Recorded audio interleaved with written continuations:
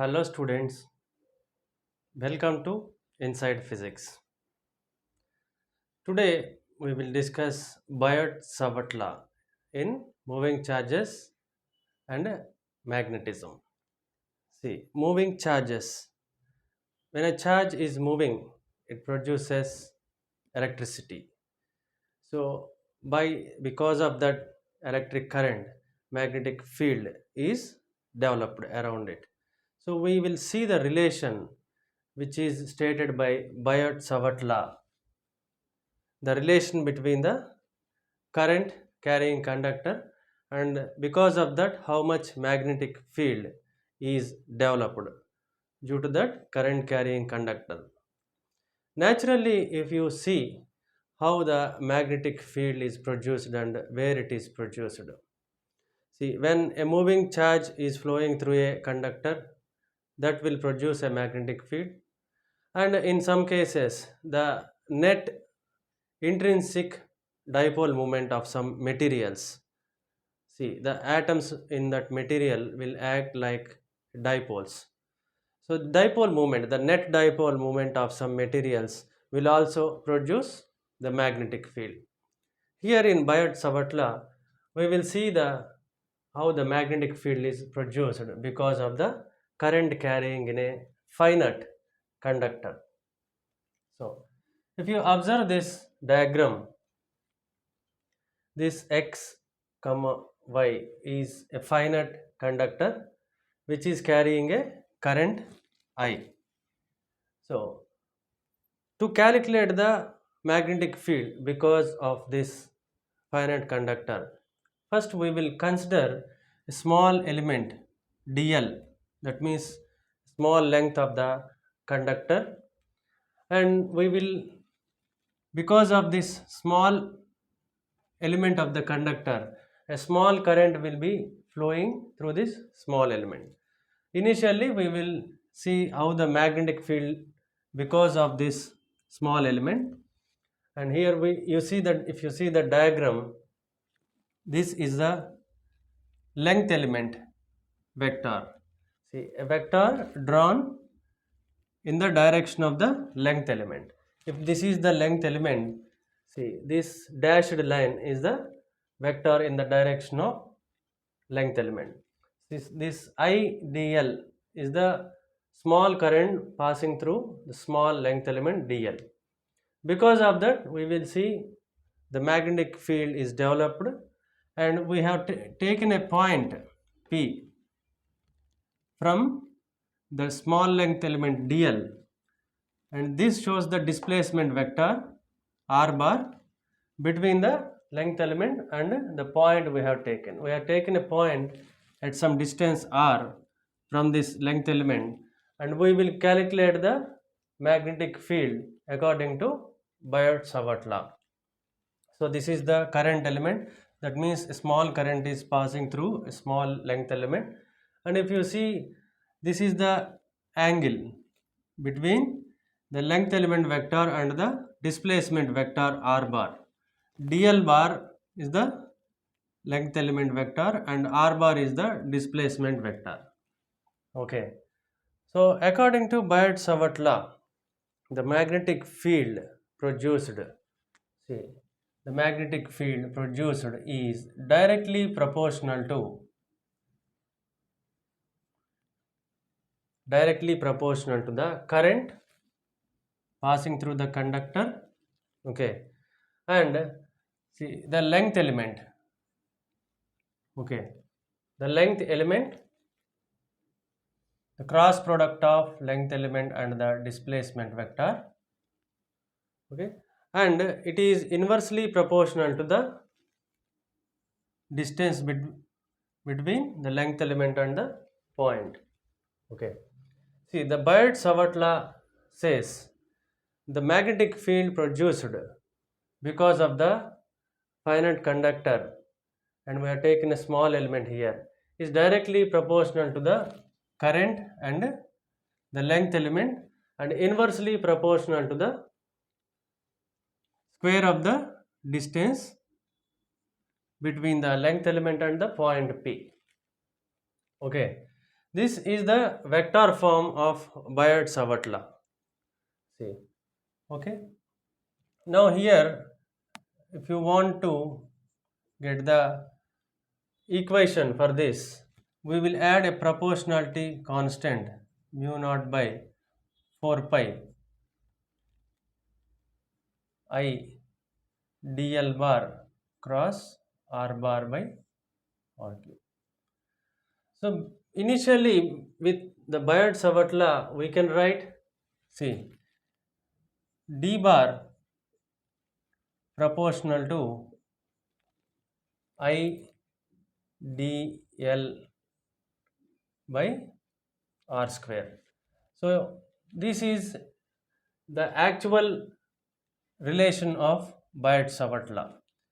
The small magnetic field developed because of the small length element and the current passing through that one is I, and the distance between the length element and the point we have taken is r square. So this one, see, according to Biot-Savart law, this is the proportionality, and this is the vector form of Biot-Savart law. See, in the vector form, we were taking the cross product of dl bar and position vector r bar. Okay, so by that, if you take the magnitude of this magnetic field, okay, we can write mu naught by 4 pi is equal to I dl sin theta by r square. Okay, I dl r sin theta, actually r I have taken cancelled with the denominator, one r in the denominator. So if dl bar cross r bar will give dl into r sin theta. Okay, so this is the magnitude of this vector and this r is the magnitude of this vector r bar. So why we have taken the cross product of these two means, see, if the angle between the length element vector and the position vector is theta, see, the magnetic field produced because of this length element will be into the board. See, because the field, if you take the right hand thumb rule, if the current is passing through this direction, okay, this direction, and the magnetic field produced will be in this direction, and the field produced will passing through into the board, so into the direction of the board. That means, see, if the length element vector and the position vector are in a plane, suppose if this board is considered as a plane containing the length element vector and position vector, the magnetic field developed will be into the board. That means it will go into this side like this, and you can get it the direction of the magnetic field with the right hand thumb rule also. So if you put like this, the folded fingers will show the direction of magnetic field like this, and it will be the end direction where it is ending, it will show the direction of the magnetic field. So if it is into the paper, we will show the direction with a cross mark. Okay, see here, this magnetic field magnitude will be equal to mu naught by 4 pi I dl sin theta by r square. So this is the relation, the formula for calculate the magnetic field because of the finite conductor carrying current. Okay, if we want to get the magnetic field for this entire conductor, not because of this small element, we have calculated this formula.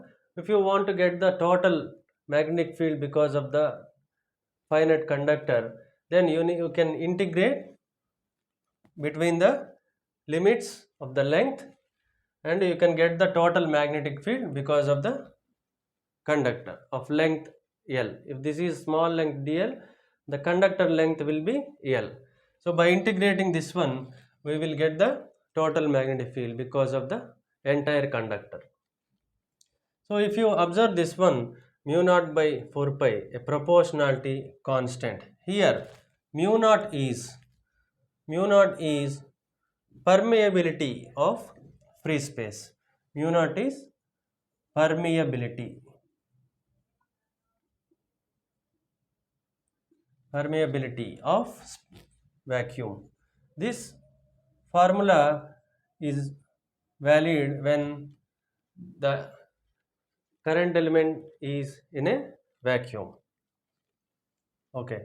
See, mu naught by 4 pi, the value of mu naught by 4 pi is equal to 10 to the power of minus 7 Tm per ampere. Okay. So this is the formula to calculate the magnetic field due to a current carrying element. Now we see some similarities and differences between Biot-Savart law and the Coulomb law. See, the first one, if you consider the differences and similarities, the first one is both are long range forces. The magnetic force and the electric force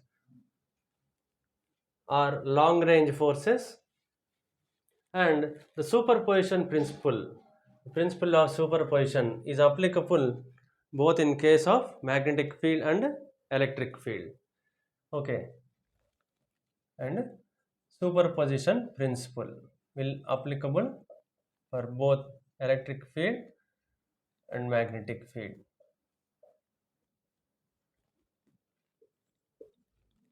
And the second one is the electric field is generated from a scalar source. Okay, and the magnetic field is generated because of a vector source. If you observe, electric field is developed from a point charge or a system of charges, group of charges, and this is a scalar quantity. A charge is a scalar quantity which produces the electric field. That's why we can call it as scalar source. Okay, and the magnetic field due to this current element IDL bar is a vector source. Is a vector source. So the electric field is developed due to a scalar source, and the magnetic field is developed due to a vector source. So the second difference is scalar or vector sources.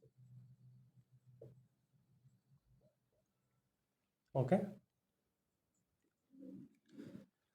So the third difference between the Biot-Savart law and the Coulomb law is, see, the Coulomb law is not dependent on the theta, not dependent on the theta.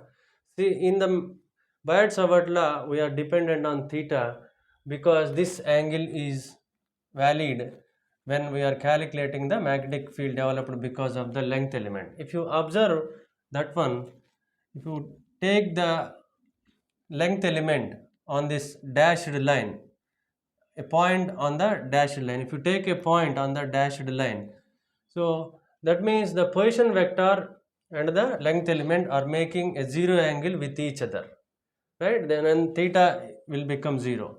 That means from the formula sin theta is equal to 0, and the magnetic field is 0 on this line. In the same way, if you take a point which is making a position vector which is making a 90 degrees angle with this length element vector, then that sine 90 degrees will become 1, and the magnetic field will be maximum, while the element vector and the position vector are perpendicular to each other. If you observe this diagram, I told you already, the magnetic field will be into the directed towards into the board. Okay. So the third one, angle dependency. Angle dependency. Okay. So these are the differences between the Coulomb law, and we can compare Coulomb law and the Biot-Savart law. Okay.